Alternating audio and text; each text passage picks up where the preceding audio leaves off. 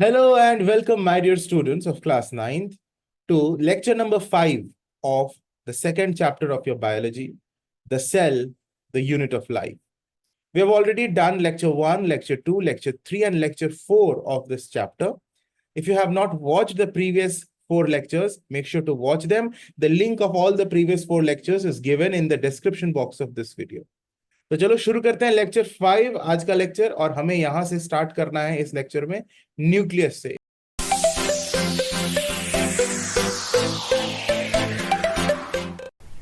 If you have not subscribed to the channel yet, then subscribe to the channel and press the bell icon. Nucleus is the most important part of the cell. Cell का सबसे important part क्या होता है? Nucleus. बहुत important point लिखा हुआ है। कोई तुमसे पूछे कि what is the most important part of the cell, बोलना न्यूक्लियस। ये न्यूक्लियस दोनों सेल में प्रेजेंट रहता है ना? तुमने फिगर भी देखा था पिछले लेक्चर्स में। प्लांट सेल में भी न्यूक्लियस है, एनिमल सेल में भी न्यूक्लियस है। अब न्यूक्लियस का फंक्शन देखो। सबसे पहला function, the nucleus regulates and coordinates various life processes of the cell. Cell के जो अलग अलग लाइफ प्रोसेसेस होते हैं उनको कौन कोऑर्डिनेट करता है और कौन रेगुलेट करता है? ये न्यूक्लियस ही करता है। तो पॉइंट को याद करो अभी साथ ही साथ। दो टर्म्स है, रेगुलेट्स एंड कोऑर्डिनेट्स, दो टर्म्स है, याद करो। The nucleus regulates and coordinates. किसको कोऑर्डिनेट करता है, किसको रेगुलेट करता है? Various life processes of the cell को। याद हो गया? Second point, it plays an important part in cell division. जब एक सेल डिवाइड होता है टू डॉटर सेल्स में, ओके, क्लास 10th में इसके बारे में पढ़ोगे, माइटोसिस मियोसिस, दो तरह का सेल डिवीजन होता है। तो वो सेल डिवीजन प्रोसेस में इस न्यूक्लियस का बहुत इंपॉर्टेंट पार्ट है, बहुत इंपॉर्टेंट रोल है। ठीक है, तो ये हो गया second function of nucleus. And third function क्या है कि इसी न्यूक्लियस के अंदर रहते हैं जीन्स, जिससे क्या डिटरमाइन होता है? हेरिडिटी। एक पेरेंट से जब उसका ऑफस्प्रिंग पैदा होता है, उसका बच्चा पैदा होता है, तो कुछ चीजें पेरेंट से बच्चे में ट्रांसफर होता है ना? कई बार देखे होगे कि बच्चे को देखकर हम बोल सकते हैं इसकी आंखें तो इसके पिता जैसी है, इसकी इसके जो स्माइल है इसकी माँ जैसी है, ऐसा हम बोलते हैं कि नहीं? तो वो बेसिकली कैसे ट्रांसफर हुआ? वो जीन्स से ट्रांसफर हुआ। पेरेंट्स के जीन्स बच्चे में आया, मम्मी का भी जीन आया, फादर का भी जीन आया। और वो जीन्स कहाँ रहता है? वो जीन रहता है न्यूक्लियस में। So it contains the factors और the genes which determine heredity. Alright, फिर आगे देखो क्या लिखा हुआ है न्यूक्लियस के बारे में, उसका शेप के बारे में लिखा गया है। Nucleus is a small spherical mass located somewhat in the center of the cytoplasm. So cytoplasm के somewhat in the center मतलब कि लगभग लगभग सेंटर में, साइटोप्लाज्म के लगभग लगभग सेंटर में एक स्फेरिकल मास है। Small spherical mass, you have to know the shape. Small spherical mass, और इसे ही हम कहते हैं nucleus. It has a delicate nuclear membrane which is filled with a relatively dense nucleoplasm. A very important point once again. तो अगर मैं cell को बनाऊं, मैंने एक यहाँ पे सेल बनाया, ठीक है। Let us say this is either a plant cell और एन एनिमल सेल, बिकॉज ये न्यूक्लियस दोनों सेल्स में प्रेजेंट है। So we don't need to specify which kind of cell it is. It can be a plant cell और an animal cell. तो ये हमारा cell मैंने बनाया, और ये पूरा क्या है? साइटोप्लाज्म है। Cytoplasm is a semi liquid. ये हमने पहले भी पढ़ लिया है पिछले लेक्चर में। तो साइटोप्लाज्म के लगभग लगभग बीच में एक सेंट्रल क्या है? स्फेरिकल मास है। स्मॉल स्फेरिकल मास है लगभग लगभग सेंटर में। तो ये हमारा हो गया न्यूक्लियस। हमारा न्यूक्लियस नहीं, सेल का न्यूक्लियस हो गया। तो ये जो न्यूक्लियस का जो आउटर मोस्ट लेयर है, जो मेम्ब्रेन है, बहुत डेलिकेट मेम्ब्रेन है, इसका नाम है न्यूक्लियर मेम्ब्रेन। न्यूक्लियर मेम्ब्रेन, वही चीज लिखा हुआ है।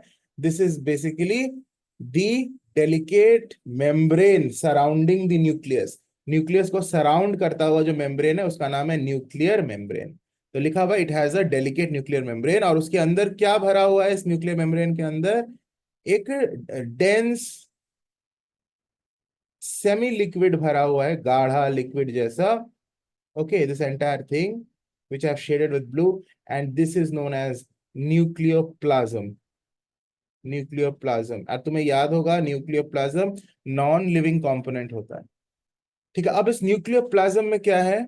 न्यूक्लियोप्लाज्म में है थ्रेड लाइक स्ट्रक्चर्स, जिसे हम कहते हैं क्रोमैटिन फाइबर्स। एक एक चीज को ध्यान से समझो तो तुम्हें यहीं पे समझ में आ जाएगा। मैं इसको थोड़ा साफ कर देता हूं।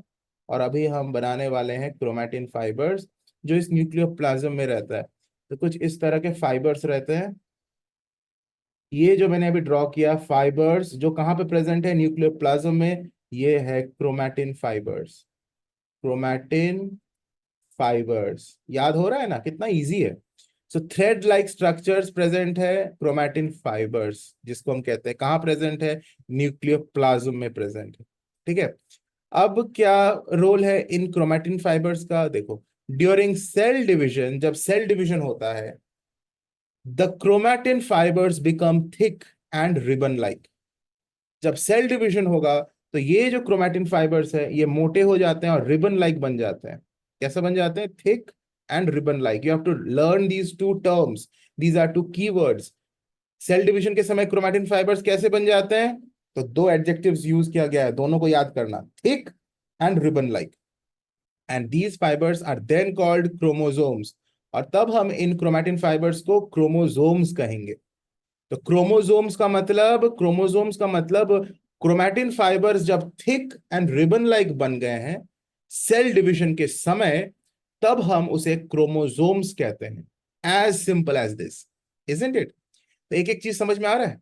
Sales in which nuclear membrane is absent are called prokaryotic cell.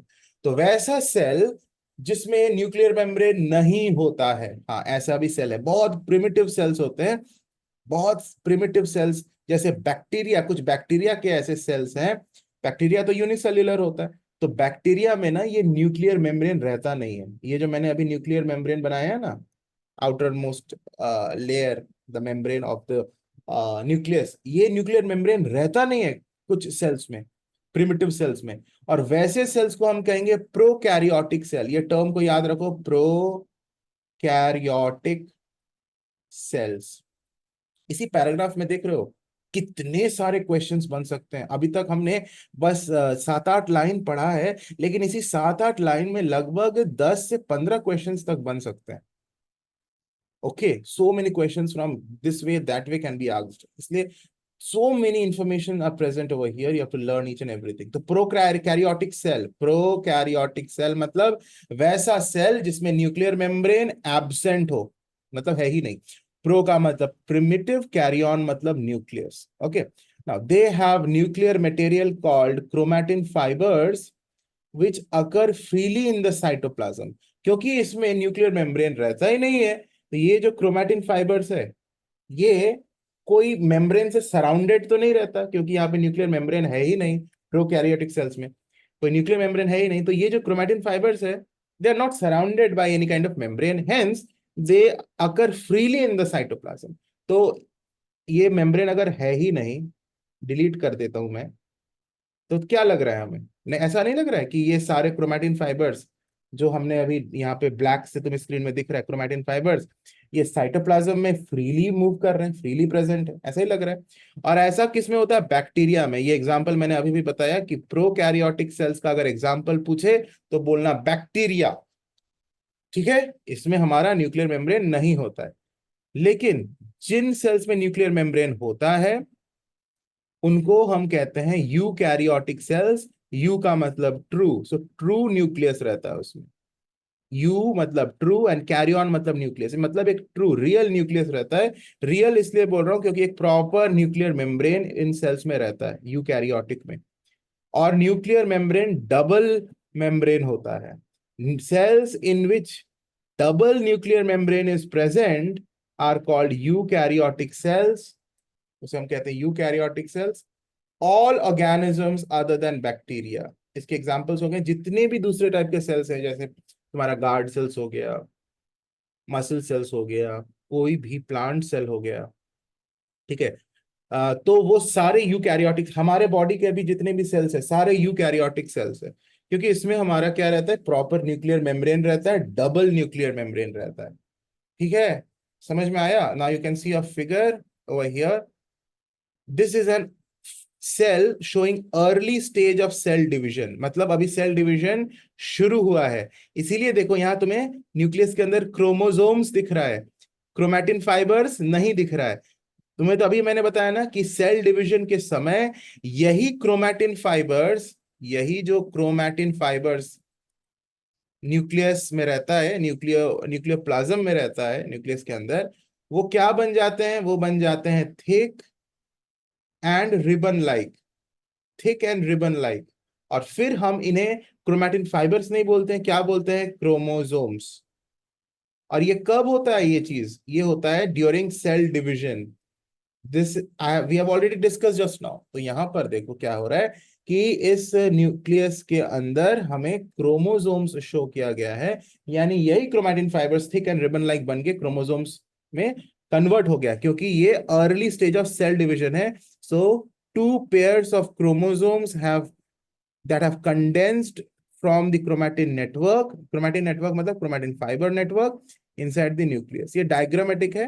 Actually इतना सर्कुलर सेल, सर्कुलर न्यूक्लियस होता नहीं है, लेकिन एक डायग्रामेटिक रिप्रेजेंटेशन है। Chromosome number varies from one organism to another organism, ठीक है, ये वैरी करता है। अब हम आगे बढ़ते हैं। Each nucleus also has at least one nucleolus. अब न्यूक्लियस के अंदर रहता है एक न्यूक्लियोलस। सम सेल्स में have more than one nucleolus. किसी किसी सेल्स में एक से ज्यादा न्यूक्लियोलस भी होता है। और ये कहाँ प्रेजेंट रहता है? न्यूक्लियस के अंदर। तो ये अगर सेल है, ये न्यूक्लियर मेम्ब्रेन बना दिया, इसके अंदर न्यूक्लियोप्लाज्म है ना। न्यूक्लियोप्लाज्म को मैं एक इस तरह से बना रहा हूं। ये वाला हो गया हमारा न्यूक्लियोप्लाज्म, समझ रहे हो? ये ब्लू कलर से मैंने न्यूक्लियोप्लाज्म बना दिया। और इस न्यूक्लियोप्लाज्म के अंदर क्रोमैटिन फाइबर्स है, ठीक है। और क्या है? एक इस तरह से एक बॉडी प्रेजेंट है, जिसको न्यूक्लियोलस बोलते हैं। एक से ज्यादा न्यूक्लियोलस भी हो सकते हैं, जैसे मैंने यहाँ पे दो न्यूक्लियोलस बनाया। So this is a nucleolus, this is a nucleolus, nucleolus. Okay, this is nuclear membrane. बहुत इजी है, nuclear membrane. And these fibres are chromatin fibres. Chromatin fibres जो क्रोमोसोम्स बन जाएंगे सेल डिवीजन के समय, ये थिक एंड रिबन लाइक बन जाएंगे, तो उसे हम क्रोमोसोम कहेंगे। Okay, now the number of nucleoli in a cell is fixed. Nucleoli is the plural of nucleolus. तो कितना न्यूक्लियोलस होगा वो फिक्स्ड रहता है एक पर्टिकुलर सेल में। एंड इस न्यूक्लियोलस का जो हमने यहाँ पे बनाया है न्यूक्लियोलस, जिसका प्लूरल न्यूक्लियोलाई होता है, उसका काम क्या है? This nucleolus participates in protein synthesis. अब इस न्यूक्लियस का फंक्शन क्या है? It participates. याद हो रहा है ना? बस सुनो मत, याद भी करो। बायोलॉजी में बहुत सारी चीजें याद रखना होता है। Participates in protein synthesis. Protein synthesis में प्रोटीन का बनना, सिंथेसिस मतलब बनना, प्रोटीन के बनने में इस न्यूक्लियोलस का एक इंपॉर्टेंट रोल है। Now, the number of chromosomes is fixed, definite मतलब fixed in each species। जैसे अलग अलग स्पीसीज है, ह्यूमन बीइंग एक स्पीसीज है, अलग अलग जो स्पीसीज है, अलग अलग स्पीसीज में अलग अलग नंबर ऑफ क्रोमोसोम्स होते हैं। ह्यूमन बॉडी में जो सेल है, हर एक सेल में 46 क्रोमोसोम्स रहते हैं, यानी 23 पेयर्स रहते हैं। अच्छा, क्रोमोसोम्स हमेशा पेयर में अपीयर होता है। यहाँ पे ऊपर में देखो फिगर, यहाँ पर भी क्रोमोसोम्स बनाया गया, देखो एक पेयर ऑफ क्रोमोसोम है, ये दूसरा pair of chromosome. Total 4 chromosomes यहाँ दिख रहा है। How many chromosomes can you see in this figure? 4 chromosomes. But ये 4 क्रोमोसोम्स पेयर के फॉर्म में, there is one pair and this is another pair. तो एक चीज याद रखना कि chromosomes occur in pairs. Chromosomes generally occur in pairs. तो हर एक सेल में कितना क्रोमोसोम्स रहेगा या फिर कितना पेयर्स रहेगा, वो डिपेंड करता है कि वो कौन सा स्पीसीज है। अगर कैट है तो उसके हर एक सेल में एक फिक्स नंबर ऑफ क्रोमोसोम्स है। अगर मंकी है तो उसके हर एक सेल में एक फिक्स नंबर ऑफ क्रोमोसोम्स है। अगर एक मैंगो ट्री है तो उसके हर एक सेल में एक फिक्स नंबर ऑफ क्रोमोसोम्स है। फिक्स नंबर, ये नहीं कि मैंगो ट्री के अलग अलग सेल में अलग अलग नंबर ऑफ क्रोमोसोम्स है। Every cell of a mango tree will have a fixed number of chromosomes, और you can say a fixed pair, fixed number of pairs of chromosomes. तो वही यहाँ पूछ बोला गया कि हम इंसान हैं, homo sapiens is our species, homo sapiens. तो हमारे ह्यूमन बॉडी में, ह्यूमन बीइंग्स के हर एक सेल में कितने क्रोमोसोम्स हैं? टोटल 46 क्रोमोसोम्स है। यानी कितने पेयर्स है? तो इसका आधा कर दो, 23 पेयर्स है। 46 का आधा क्या? 23 पेयर्स। यानी 23 पेयर्स ऑफ क्रोमोसोम्स रहता है हमारे हर एक सेल में। We have millions and millions of cells and each cell of a body, अगर हम उसको इन्वेस्टिगेट करें, हर एक सेल के न्यूक्लियस के अंदर हम देखें तो हर एक सेल के न्यूक्लियस में कितने क्रोमोसोम्स है? 23 पेयर्स ऑफ क्रोमोसोम्स है, यानी 46 क्रोमोसोम्स है। इसके अलावा यहाँ पर chromosome numbers of some common animals and plants नीचे दिया हुआ है। ये तुम्हें रटने की वैसे कुछ खास जरूरत नहीं है, बस देख लो। एस्कैरिस या राउंड वर्म में बस 2 क्रोमोसोम्स ही रहते हैं, यानी 1 पेयर रहता है। गार्डन पी में 14 क्रोमोसोम्स रहते हैं, यानी 7 पेयर्स रहता है। अनियन में 16 क्रोमोसोम्स रहते हैं, यानी 8 पेयर्स रहता है। मेज, मेज मीन्स मकई, ओके, भुट्टा, उसके पौधे में 20 क्रोमोसोम्स रहते हैं। यानी उसके पौधे में 20 क्रोमोसोम्स नहीं रहते, understand what I am saying this. उसके पौधे के हर एक सेल में, when I am saying Ascaris में 2 क्रोमोसोम्स रहते हैं, इसका मतलब एस्कैरिस के हर सेल में 2 क्रोमोसोम रहता है। Okay, make this very clear. Garden pea के हर एक सेल में 7 पेयर्स ऑफ क्रोमोसोम्स रहता है, यानी 14 क्रोमोसोम्स रहता है। उसी तरह ऑनियन और मेज में भी हर एक सेल में, इस ऑनियन प्लांट के हर एक सेल में 18 क्रोमोसोम्स रहता है, यानी आई मीन 16 क्रोमोसोम्स रहता है, यानी 8 पेयर्स ऑफ क्रोमोसोम्स रहता है। ठीक है, दिस इज क्लियर। उसी तरह यहाँ पे आगे भी बहुत सारा लिखा हुआ है। हनी बी का 32, थोड़ा सा जूम कर लेता हूँ। हाँ, हनी बी का 32 क्रोमोसोम्स, उसके हर एक सेल में। लायन के हर एक सेल में 38 क्रोमोसोम्स। माउस 40। तुम अगर इस तरह से देखो तो यहाँ पे बहुत सारी चीजें लिखा हुआ है, तुम्हें सारा याद करने की जरूरत नहीं है, लेकिन ह्यूमन बीइंग का तुमको याद करना ही होगा। ह्यूमन बीइंग में रहते हैं टोटल ऑफ 46 क्रोमोसोम्स। याद रखना, ह्यूमन बीइंग्स के हर एक सेल में रहता है 46 chromosomes. And in terms of pairs it is 23 pairs. Okay, and every species, if you see, generally have different number of chromosomes. वैसे सेम भी हो सकता है। If you see potato and chimpanzee, they have the same number of chromosomes in each cell. Okay, number of chromosome से ही species decide नहीं होता है, ये भी बात है। ऐसा नहीं है कि हर एक स्पीसीज का अलग अलग नंबर ऑफ क्रोमोसोम्स होगा ही। तो number of chromosomes is not a unique characteristic of each species, क्योंकि it is also possible that there are 2 different species but they have the same number of chromosomes in their cell. Similarly if you see a chicken and a dog, इन दोनों में कोई similarity नहीं है। एक potato और एक chimpanzee में कोई सिमिलैरिटी नहीं है। In spite of them they have the same number of chromosomes in each of the cells. तो ये बात क्लियर रखना। द क्रोमोसोम्स कैरी, बहुत इंपॉर्टेंट चीज है, क्रोमोसोम्स का इंपॉर्टेंस क्या है। The chromosomes carry the genetic characters from the parents to the offspring through the union of the egg of the female and the sperm of the male. Now you see, ये बहुत important है। During sexual intercourse, when the female parent's egg and the male parent's sperm fertilize, then what happens? These chromosomes get transferred to the offspring, and these chromosomes carry the genetic characters, the genes, which determine a lot of features in the offspring. अब ध्यान से इसको समझो। Chromosomes are made up of chromatin, which is composed of hereditary units called genes. इस बात को हमने इसी वीडियो में थोड़ी देर पहले भी पढ़ा था कि क्रोमोसोम्स में they are made up of chromatin fibres, है ना। यही क्रोमैटिन फाइबर्स ही तो कंडेंस होकर क्रोमोसोम्स बनते हैं। तो ये क्रोमैटिन फाइबर्स में हेरिडिटरी यूनिट्स प्रेजेंट रहते हैं, जिसको हम कहते हैं जीन्स, और यही जीन्स ट्रांसफर होता है पेरेंट से ऑफस्प्रिंग में। जीन्स होते क्या है? Genes are made of a complex chemical substance known as DNA, deoxyribonucleic acid, and इसका फुल फॉर्म तुमको याद रखना है स्पेलिंग के साथ।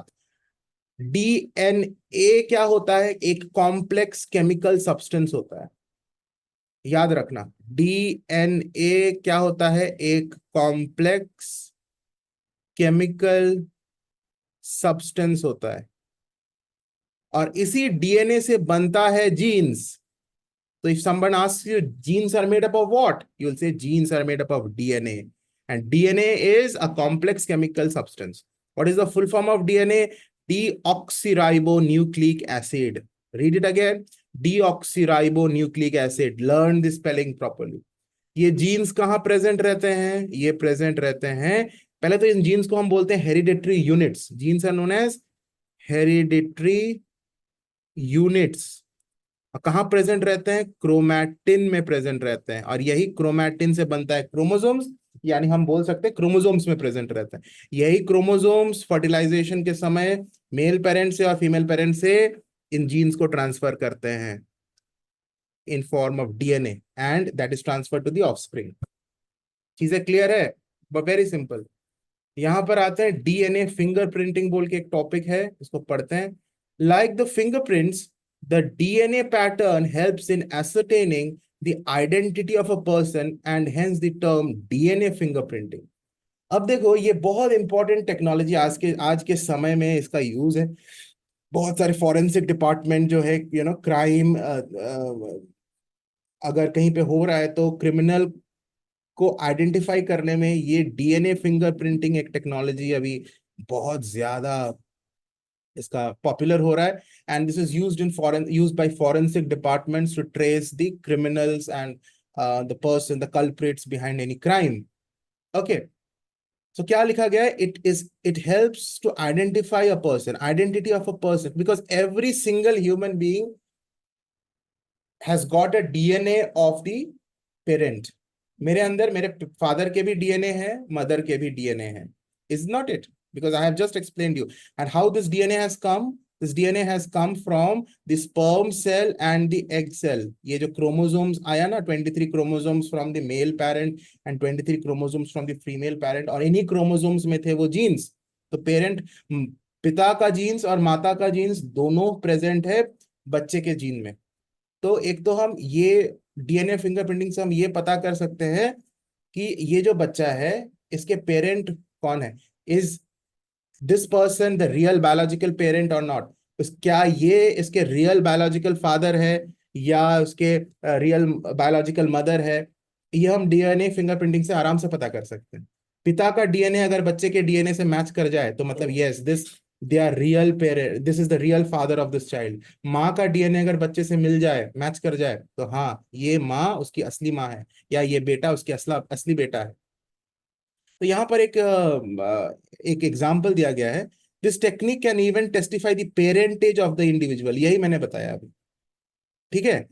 इन women's murder case of Delhi in July 1995, एक रियल केस यहाँ बताया गया है. जुलाई में 1995 में दिल्ली में एक मर्डर केस हुआ था वुमेन का. The DNA from her unidentified charred dead body was matched with the DNA from the body cells of her parents to confirm that they really were the father and mother of the murdered woman. Okay. मतलब एक real life, एक real situation की बात कर रहा है कि एक बार क्या हुआ कि एक इंसान का मर्डर हुआ, एक वुमेन का, और शार्ड बॉडी था, उसका पूरा बॉडी जल गया था, पूरा बॉडी जल गया था. चेहरा भी आइडेंटिफाई नहीं हो रहा था, पूरा बॉडी एकदम अनआइडेंटिफाइबल, मतलब उसको आइडेंटिफाई नहीं किया जा रहा था कि जला हुआ बंदा है कौन. तो उसके पेरेंट्स वहां प्रेजेंट थे, पेरेंट्स को भी समझ में नहीं आ रहा था कि ये मेरी बच्ची है, ये कौन सी किसके घर का बच्चा है, क्योंकि जला हुआ है कंप्लीटली. तो उस डेड बॉडी के डीएनए को जब मैच किया गया, टेस्ट किया गया, तो उसके मम्मी पापा के डीएनए से मैच किया जो वहां पे प्रेजेंट थे, तब ये कंफर्म हुआ कि ये आप ही की बेटी है. तो confirm that they really were the mother and father of the murdered woman. So that was one of the earliest cases, और आज तो ये बहुत ज्यादा यूज होता है. So now DNA fingerprinting has become very common. Okay, suppose एक और केस में बोल रहा हूँ कि कहीं पे मान लो कोई क्राइम हुआ, कोई मर्डर हुआ, और वहां पर किसी इंसान का बाल, हेयर मिला. जहां पे मर्डर हुआ वहां कोई हेयर मिला, बाल मिला. तो उस हेयर का डीएनए को स्टडी करके द कल्प्रिट तक पहुंचा जा सकता है कि किस जो भी सस्पेक्ट है उन सस्पेक्ट्स के डीएनए से मैच कर जाए अगर ये हेयर का डीएनए, तो it becomes easier for the department, the investigating department to trace the criminal. तो देख लो, ये बहुत ज्यादा यूजफुल भी है ये DNA fingerprinting.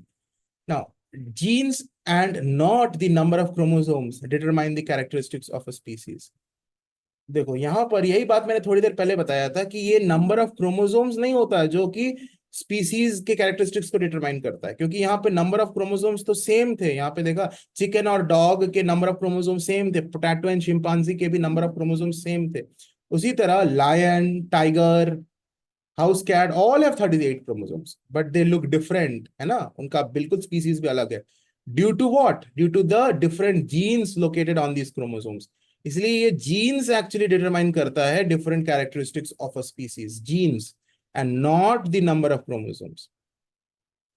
Okay, now the various cell organelles we have already discussed, और उसके बारे में यहाँ पर we can revise our understanding about the various cell parts by looking at the table 3.1. Basically, I mean 2, which summarizes ये basically 3.1 या 2.1 जो भी टेबल नंबर है, यहाँ शायद गलती से 3.1 लिख दिया है, दिस इज 2.1, क्योंकि नीचे यहाँ फिगर नंबर, टेबल का नंबर 2.1 है।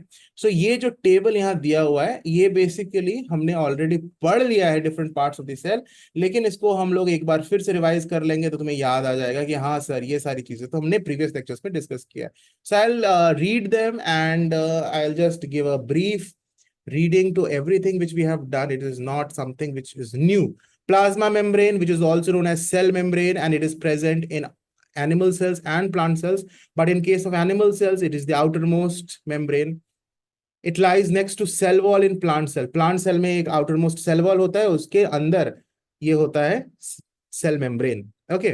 लेकिन एनिमल सेल्स में सेल वॉल होता ही नहीं है। सो एनिमल सेल में ये सेल मेम्ब्रेन, जिसको प्लाज्मा मेम्ब्रेन बोलते हैं, वो ही आउटर मोस्ट होता है। It is very thin, flexible and living membrane. It possesses fine pores and it is semi permeable. और ये मैंने एक्सप्लेन किया था अच्छी तरह से कि सेमी परमिएबल ये क्यों होता है, क्योंकि it allows only selective substances to pass through it. इसे सिलेक्टिवली परमिएबल मेम्ब्रेन भी बोलते हैं। ये वर्ड भी मैंने पहले बताया है, सिलेक्टिवली परमिएबल मेम्ब्रेन। ठीक है, यहाँ कुछ नई बातें भी पढ़ोगे, इसलिए टेबल को स्किप मत करना। It is made up of lipoproteins. देखो ये नया एक पॉइंट है जो हमने पहले जब पढ़ा था सेल मेम्ब्रेन, उसमें नहीं लिखा हुआ था ये पॉइंट। इसलिए ऐसा मत सोचो कि ये टेबल को हम स्किप कर देंगे, ऐसा नहीं है। Certain new things are also present. ये एक नया चीज है कि सेल मेम्ब्रेन क्या चीज का बना हुआ है, लाइपोप्रोटीन्स, याद रखना। Now, what are the chief functions of this cell membrane? It separates the contents of the cell from the surroundings. Surroundings और cell की का ये boundary है ना basically. So it separates the content of the cell from the surroundings. It regulates the entry of certain solutes and ions. Regulate करता है, कुछ ions और सोल्यूट को अंदर आने देता है, कुछ को नहीं भी आने देता है क्योंकि सिलेक्टिवली परमेबल है। सिमिलरली कुछ को जाने देता है बाहर, कुछ को नहीं भी जाने देता है, because it is selectively permeable. It maintains the shape of the cells in animal cells. Now coming to the next, it is a cell wall, और देखो यहाँ clearly लिखा हुआ है, it is present in plant cells only. It is non-living rigid layer surrounding the plasma membrane. Plasma membrane मतलब cell membrane, और cell membrane को ये surround करता है। Plant cell में ही होता है, मैं बार बार बोल रहा हूँ। It is composed of cellulose, ये पॉइंट पहले पढ़ चुके हैं, ये भी पॉइंट पढ़ चुके हैं। It is known as freely permeable membrane, क्योंकि ये सारे सब्सटेंसेस को अलाउ करता है, सारे सब्सटेंसेस इन सोल्यूशन को अलाउ करता है, अंदर आने में भी बाहर जाने में भी, विदाउट एनी हिंड्रेंस। ये पॉइंट पढ़ चुके हैं। It gives rigidity and shape to the plant cell. It allows substances in solution to enter and leave the cell without any hindrance. It provides protection. Easy है. Next आते हैं cytoplasm. Cytoplasm में क्या लिखा हुआ है? All the parts together inside the plasma membrane excluding the nucleus, उसको हम साइटोप्लाज्म बोलते हैं. It's a mixture of water and soluble inorganic and organic compounds and various cell organelles. The different cell organelles contained in it perform different functions. All metabolic activities occur in this cytoplasm, seat of earlier steps of respiration, production of pyruvic acid and जिसको हम anaerobic respiration बोलते हैं. Basically ये एक नया point है कि ये सीट मतलब it is the place, site, it is the place of earlier steps of respiration. जो anaerobic respiration होता है साइटोप्लाज्म में होता है, जहाँ पे pyruvic acid बनता है. ठीक है. नेक्स्ट इज एंडोप्लाज्मिक रेटिकुलम, जो दो तरीके का होता है, स्मूथ होता है एंड रफ भी होता है. तो चलो पढ़ते हैं. इसका सबसे इंपॉर्टेंट पॉइंट ये है कि this is N irregular network of tubular double membrane. Double membrane होता है, ये मैंने पहले भी बोला है जब एंडोप्लाज्मिक रेटिकुलम पढ़ा था. ओके. तो irregular network of double membrane होता है and it is continuous with in the plasma membrane, मतलब सेल मेम्ब्रेन के साथ कंटिन्यूअस होता है. ऑन द आउटसाइड, देखो इस पॉइंट में कंटिन्यूअस है, ये यहाँ पे समझ रहे हो ये फिगर, ये सेल मेम्ब्रेन के साथ यहाँ से स्टार्ट हो गया, कंटिन्यूअसली स्टार्ट हुआ, एंड दूसरे एंड में वो न्यूक्लियर मेम्ब्रेन के साथ कनेक्टेड होते हैं, and the nuclear membrane on the inside, देखो ये यहाँ पे न्यूक्लियर मेम्ब्रेन है, न्यूक्लियर मेम्ब्रेन के साथ यहाँ पे कनेक्टेड है दूसरे एंड में। इट मे बी स्मूथ और रफ, अगर राइबोसोम्स अटैच्ड हैं तो रफ एंडोप्लाज्मिक रेटिकुलम, राइबोसोम्स उसमें अटैच्ड नहीं है तो स्मूथ एंडोप्लाज्मिक रेटिकुलम। सारी पुरानी बातें हैं, कोई नया चीज नहीं पढ़ा रहा हूँ, ये सब चीज डिस्कस किया हुआ है प्रीवियस लेक्चर्स में, देख लेना उनको, हाँ सारा लिंक नीचे दिया हुआ है। एंडोप्लाज्मिक रेटिकुलम का फंक्शन क्या है? It provide supportive framework, synthesis and transport of proteins and fats. ठीक है, एक तो सपोर्टिंग फ्रेमवर्क देता है, दूसरा कि ये transport of proteins and fats मदद करता है सिंथेसिस में भी, मतलब उसके बनने में, और ट्रांसपोर्ट में भी मदद करता है प्रोटीन्स और फैट्स के। ठीक है, नेक्स्ट इज माइटोकॉन्ड्रिया, इसको पावर हाउस ऑफ सेल बोलते हैं, तुम्हें याद होगा ये टर्म मैंने डिस्कस किया था, पावर हाउस ऑफ सेल बोलते हैं माइटोकॉन्ड्रिया को। वेरियस शेप्स के होते हैं लेकिन usually sausage like, double walled होता है, इनर वॉल जो अंदर के तरफ प्रोजेक्टेड रहते हैं इसको बोलते हैं क्रिस्टी, कोई नई बात नहीं है, पुरानी बात है। They have their own DNA containing several genes, they also contain their own ribosomes. Ribosomes का याद है तुम्हें कि यहाँ प्रोटीन सिंथेसिस होता है राइबोसोम्स में। अच्छा, अब इसको पढ़ो, ये बहुत इंपॉर्टेंट है। माइटोकॉन्ड्रिया को क्यों पावर हाउस ऑफ सेल कहते हैं? क्योंकि यहीं पे एनर्जी रिलीज होता है रेस्पिरेशन की वजह से। ठीक है, सो और वो एनर्जी एटीपी के फॉर्म में रिलीज होता है, adenosine triphosphate, adenosine triphosphate. I am not writing the full form here because we have already discussed it earlier. So release of energy from pyruvic acid produced in the cytoplasm. देखो अभी पढ़ा था cytoplasm में anaerobic respiration से pyruvic acid बनता है। ठीक है, तो ये पायरुविक एसिड से एनर्जी रिलीज करता है। Also it is the seat of cellular aerobic respiration and stores energy. The play synthesis of respiratory enzymes, यहाँ पर रेस्पिरेटरी एंजाइम्स भी बनते हैं। तो major part of mitochondria is that release of energy during cellular respiration, इसीलिए उसको कहते हैं site of protein synthesis, very important. आगे बढ़ते हैं, फटाक से सारा पढ़ लेते हैं। ओके, ये सारी चीजें में देखो कि रिवीजन करने से ना तुम्हें कॉन्फिडेंस लेवल बढ़ जाएगा। गोल्जी बॉडी में आते हैं, एनिमल सेल्स में होता है, और प्लांट सेल में इसे डिक्टियोसोम्स कहते हैं। मैंने ये बात पहले भी बोला था कि गोल्जी अपैरेटस या गोल्जी बॉडी एनिमल सेल्स में बोलेंगे, लेकिन प्लांट सेल्स में इसे डिक्टियोसोम्स बोलते हैं। हालांकि कई जगह तुम्हें प्लांट सेल के लेबलिंग में भी गोल्जी बॉडी दिख जाएगा, लेकिन एक्चुअली वो गलत है, तुम्हें बोलना चाहिए डिक्टियोसोम्स प्लांट सेल के केस में। अच्छा, ये क्या होता है? स्टैक्स ऑफ फ्लैटेंड मेम्ब्रेन सैक्स होता है, तुम्हें यहाँ दिख रहा है स्टैक, एक के ऊपर एक, इसे स्टैक बोल रहे हैं। फ्लैटेंड मेम्ब्रेन सैक्स है, it consists of tubules, vesicles and vacuoles. इसका काम क्या है? Synthesis and secretion of enzymes and hormones, formation of acrosome of sperm. Sperm basically male gamete होता है, मेल रिप्रोडक्टिव सेल होता है, और स्पर्म कुछ इस तरह से दिखता है, एक टेल होता है उसका, और एक्रोसोम का मतलब होता है ना, ये जो स्पर्म का जो हेड है, जो सिर है एकदम हेड, यहां पर रहता है एक्रोसोम। एक्रोसोम, एक्रोसोम का एक एक्टिव रोल है कि जब वो फर्टिलाइजेशन करने जाएगा एग के साथ, तो इस एक्रोसोम की मदद से ही वो अंदर, एग के अंदर एंट्री करता है। This acrosome has an important role in facilitating the entry of the sperm into the egg cell. Egg cell के अंदर स्पर्म की एंट्री करने में हेल्प करता है ये एक्रोसोम, और ये एक्रोसोम बनता है कहाँ, किसके किस सेल ऑर्गेनल के इंपॉर्टेंट रोल के वजह से? Yes, Golgi apparatus. The Golgi apparatus is responsible for the formation of acrosome of the sperm. Now coming to ribosomes. Ribosomes are small granules either scattered in the cytoplasm or attached to the endoplasmic reticulum, outside of endoplasmic reticulum. कोई नई बात नहीं है, पुरानी बात है कि हो सकता है कि साइटोप्लाज्म में स्कैटर्ड हो ये राइबोसोम्स, या फिर ऐसा भी हो सकता है कि ये तुम्हारा एंडोप्लाज्मिक रेटिकुलम जो है सेल का, उसके साथ अटैच्ड हो। अगर अटैच्ड है एंडोप्लाज्मिक रेटिकुलम के साथ, तो उस एंडोप्लाज्मिक रेटिकुलम को क्या कहेंगे? Rough endoplasmic reticulum. Okay, now these ribosomes are known as site of protein synthesis. ये टर्म भी हमने पहले, जब हम राइबोसोम को पिछले लेक्चर में डिस्कस किया था ना, तो मैंने डिटेल में बताया था कि this is the site of protein synthesis. These are single walled dense spherical bodies. देखो डबल वॉल्ड नहीं होता राइबोसोम्स, गौर करने वाली बात है। Mainly composed of RNA. Okay, protein synthesis ये इसका फंक्शन है जो हमने अभी अभी बताया। Now lysosomes, lysosomes These are membranous sacs budded off from Golgi body. Golgi body से निकला हुआ membranous sacs है. Budded off मतलब वहां से निकल के, separate होके निकल कर आ गया. It contains 40 different types of enzymes. अच्छा, lysosomes को हम लोग क्या बोलते हैं? Suicide bags.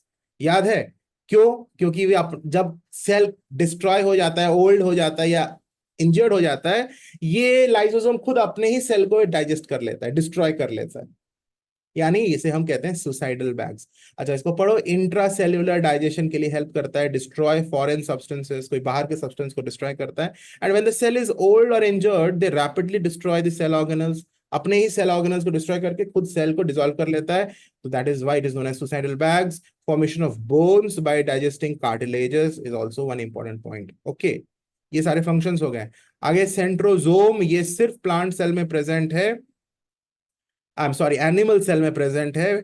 Centrosome is present only in animal cells and not in plant cell. इसका डायग्राम भी लेक्चर 1 में किया, देखा था हमने. ये सिर्फ एनिमल सेल में प्रेजेंट है. It's a region surrounding the centrioles located near the nucleus. अब सेंट्रोसोम के बारे में हमने ये भी पढ़ा था ना, इसमें 2 सेंट्रियोल्स रहते हैं, एक सर्कुलर और एक इस तरह से लाइन का रहता है, और इसके चारों तरफ एस्टर, इस तरह का लाइन स्टार जैसा रहता है, एस्टर. यहाँ पे भी देखो एक फिगर हमने इधर किया था शायद, हाँ. यहाँ देखो, सेल डिवीजन के समय ये सेंट्रियोल्स एक दूसरे से दूर जा रहे हैं, सेंट्रियोल्स मूविंग अपार्ट, और ये जो लाइन लाइन ऐसा निकला हुआ, इनको एस्टर कहते हैं. ओके, सो कंटेन 1 और 2 सेंट्रियोल्स. सेंट्रोसोम के अंदर या तो 1 या 2 सेंट्रियोल्स हो सकते हैं. जनरली 2 सेंट्रियोल्स होते हैं इस तरह से, और दोनों सेंट्रियोल्स एक दूसरे के साथ 90 डिग्री परपेंडिकुलर रहता है. ये बात हमने पहले भी डिस्कस किया था पिछले लेक्चर में. Centrioles are surrounded by radiating microtubules form a star और एस्टर ड्यूरिंग सेल डिवीजन. ये जो एस्टर दिख रहा है ना, सेल डिवीजन के समय ये ज्यादा प्रोमिनेंट दिखता है. It initiates and regulates cell division. Cell division को स्टार्ट करता है, इनिशिएट करता है, रेगुलेट भी करता है. Form spindle fibres with the help of asters. इन्हीं एस्टर से स्पिंडल फाइबर्स बनता है. और ये स्पिंडल फाइबर्स कब बनता है? During cell division. Cell division के समय इन स्पिंडल फाइबर्स का विशेष रोल रहता है. और स्पिंडल फाइबर्स कहां से बनता है? इन्हीं सेंट्रियोल्स से, सेंट्रोसोम से. Okay, now coming to plastids which are present only in plant cell. और प्लास्टिड्स के बारे में हमने पढ़ा कि इसके टाइप्स होते हैं: chromoplast, chloroplast, leucoplast. Not a new thing, already covered up topic. Chromoplast, they impart color to the flowers and fruits. Xanthophyll yellow color देता है. Carotene is the pigment which imparts orange or red color. Chloroplast, green plastid इसको बोलते हैं. और इसमें कौन सा pigment present रहता है वो यहाँ लिखा हुआ नहीं है, लेकिन हमने पहले पढ़ा है. इसमें क्लोरोफिल पिगमेंट रहता है. क्लोरोफिल जो ग्रीन पिगमेंट होता है, ग्रीन पिगमेंट होता है. ओके, ये पहले भी पढ़ चुका हूं. सो क्रोमोप्लास्ट के पास क्या क्या पिगमेंट रहता है? एक येलो पिगमेंट रह सकता है जिसका नाम है xanthophyll, जिसे येलो कलर आता है. क्रोमोप्लास्ट के पास ऑरेंज या रेड पिगमेंट भी रहता है, कैरोटीन, जो रेड कलर इंपार्ट करता है. क्लोरोप्लास्ट के पास एक ही कलर का पिगमेंट है, ग्रीन पिगमेंट, जिसका नाम है क्लोरोफिल. ल्यूकोप्लास्ट स्टोर्स स्टार्च, इसे हम व्हाइट प्लास्टिड भी बोलते हैं, मतलब कलरलेस प्लास्टिड होता है. व्हाइट प्लास्टिड या कलरलेस प्लास्टिड होता है. और बहुत सारा ल्यूकोप्लास्ट रहता है पोटैटो में. कहाँ रहता है? पोटैटो में. ओके, पोटैटो के सेल्स में रहता है. Anthocyanin is a pigment dissolved in cell sap and responsible for blue and violet color in plants. Okay, now so anthocyanins are not associated with any plastids. ये भी याद रखना. Anthocyanin एक ऐसा पिगमेंट है जिसके वजह से ब्लू और वायलेट कलर आता है, लेकिन these are not associated with any plastid. फिर भी हमने इस प्लास्टिड के पॉइंट में इसको पढ़ लिया ताकि हमें याद रहे. लेकिन याद रखना कि क्रोमोप्लास्ट एक प्लास्टिड है जिसके साथ 2 तरह के पिगमेंट एसोसिएटेड हैं, xanthophyll एंड कैरोटीन. क्लोरोप्लास्ट एक प्लास्टिड है जिसके साथ एक इंपॉर्टेंट ये क्लोरोफिल पिगमेंट एसोसिएटेड है. Leucoplast is known as white plastid, and इसके साथ कोई पिगमेंट वैसे एसोसिएटेड नहीं है, लेकिन स्टार्च रहता है इसमें. एंथोसायनिन एक प्लास्टिड, एंथोसायनिन एक पिगमेंट है जो किसी भी प्लास्टिड के साथ एसोसिएटेड नहीं रहता है. ये कहाँ रहता है? ये डिसॉल्व रहता है सेल सैप में. और इससे क्या आता है? ब्लू और वायलेट कलर आता है प्लांट्स में. कई बार देखोगे कोई फूल में ब्लू कलर, वायलेट कलर का फूल है, वो एंथोसायनिन पिगमेंट के वजह से ही आया है. Okay, now coming to this, Several kinds of chloroplasts are there containing the green pigment. Several kinds of plastids are there, जिसमें से एक है ये क्लोरोप्लास्ट जो हमने अभी अभी पढ़ा, जिसमें क्लोरोफिल रहता है। डबल मेम्ब्रेन होता है, इसका अपना डीएनए होता है। Disc like structures called thylakoids contain chlorophyll. तो यहां पर अगर हम स्पेसिफिकली हम बात करें क्लोरोप्लास्ट की, तो क्लोरोप्लास्ट में डिस्क लाइक स्ट्रक्चर होता है। अगर हम क्लोरोप्लास्ट इस प्लास्टिड की स्पेसिफिकली बात करें, तो क्लोरोप्लास्ट में होता है डिस्क लाइक स्ट्रक्चर्स, जिसे हम कहते हैं थाइलाकॉइड्स। देखो ये नया पॉइंट है, इसीलिए मैं इस टेबल को पढ़ा रहा हूं। 90% चीजें ऐसा है जो हमने पहले पढ़ लिया, लेकिन 10% चीजें इस होल टेबल में ऐसा मिलेगा तुम्हें जो बिल्कुल नए अभी सुन रहे हो। जैसे थाइलाकॉइड्स, ये वर्ड एक ऐसा वर्ड है जो पहले नहीं पढ़ा है, इसलिए ये टेबल को बिल्कुल भी स्किप मत करो। सो थाइलाकॉइड्स क्या है? डिस्क लाइक स्ट्रक्चर्स है। मैं इसमें थोड़ा सा स्लो हो जाता हूं क्योंकि ये नया नया पॉइंट है। सो ये क्लोरोप्लास्ट एक तरह का प्लास्टिड है, out of chromoplast, chloroplast, leucoplast. This chloroplast is one of the plastids and this chloroplast contains disc like structures. कैसा स्ट्रक्चर? याद रखो, अभी याद करो, डिस्क लाइक स्ट्रक्चर, जिसको बोलते हैं थाइलाकॉइड्स। और इसी थाइलाकॉइड में क्या प्रेजेंट रहता है? क्लोरोफिल। याद है? हो जा रहा है ना? सिंपल है ना? Nucleus, the most important cell organelle, largest cell organelle, mostly spherical and dense. The nuclear membrane with pores, इसमें न्यूक्लियर मेम्ब्रेन रहता है जो आउटर मोस्ट इसका मेम्ब्रेन है न्यूक्लियस का। एंड इसमें छोटे छोटे पोर्स होते हैं चिल्ड्रन। वो पोर्स से क्या होता है? Allow the substances to enter and leave the nucleus. It contains network of thread-like structure called chromatin fibers which contain DNA. ये हमने पहले भी अभी अभी आज ही इसी वीडियो में डिटेल में डिस्कस किया। It regulates cell functions, है ना? If remove the cell dies, क्योंकि सबसे इंपॉर्टेंट पार्ट है, contains chromosomes, यही जो इसमें क्रोमैटिन फाइबर्स रहता है उसी से क्रोमोसोम्स बनता है। And they are the bearers मतलब they are the carriers of genes which control hereditary characters. Already done. Nucleolus, nucleolus एक राउंड शेप का एक बॉडी है जो न्यूक्लियस के अंदर रहता है। ओके, इट इज वन और more round shape nucleoli inside the nucleus. And इसका इंपॉर्टेंट फंक्शन क्या है? प्रोड्यूसेस राइबोसोम्स, क्योंकि प्रोटीन सिंथेसिस में इसका इंपॉर्टेंट रोल है, अभी पढ़ा था। तो राइबोसोम्स बनाता है क्योंकि राइबोसोम्स में ही प्रोटीन सिंथेसिस होता है। It participates in protein synthesis by forming and storing RNA. It dictates ribosomes to synthesis proteins. देखो ये राइबोसोम्स को प्रोड्यूस करता है और राइबोसोम्स को डिक्टेट भी करता है। राइबोसोम्स को कहता भी है कि प्रोटीन्स सिंथेसाइज करो, सिंथेसाइज मतलब बनाओ, प्रोटीन्स बनाओ। इसीलिए बहुत इंपॉर्टेंट रोल है प्रोटीन सिंथेसिस में किसका? इस न्यूक्लियोलस का, न्यूक्लियोलस का। No confusion. अब ये क्या है? क्रोमैटिन फाइबर्स कहाँ प्रेजेंट है? वही न्यूक्लियस के अंदर जो न्यूक्लियोप्लाज्म है उसमें। The network in resting stage, resting stage का मतलब जब सेल डिवीजन अभी स्टार्ट नहीं हुआ है। जब सेल डिवीजन नहीं हुआ है उस स्टेज को हम कहते हैं resting stage of the cell. So the network in resting stage of the nucleus condenses into chromosomes during cell division. जब सेल डिवीजन स्टार्ट होगा तब वो कंडेंस करने लगता है और बन क्या जाता है? क्रोमोसोम्स बन जाता है। कैसे बनता है? यही chromatin fibres, they become thick and ribbon like, अभी पढ़ा था, isn't it? They are made up of DNA threads. इसमें जीन्स रहता है ना। These chromosomes contain genes and genes are what? Genes basically carry the hereditary information in the form of DNA। और DNA के बारे में अभी अभी हमने यहाँ क्या पढ़ा था कि these are, कहाँ गया?